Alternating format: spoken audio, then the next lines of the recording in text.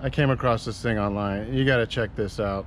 Called Camp Shabin, and it's posted by a guy named MANDADDY. And Shabin is Shed+Cabin Shabin, and it's only 58 bucks a night. Oh, I'm gonna go rent this Shabin. So he told me just to walk on up.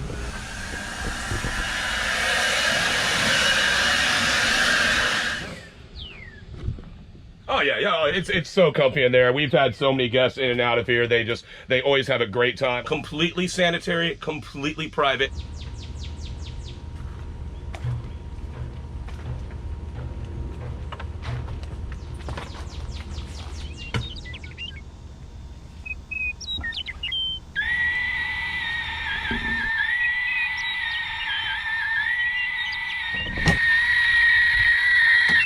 Oh, hey, how you doing? This new aggressive yoga thing I'm doing, it's really great. 6 a.m. every morning, 45 minutes, you'll love it.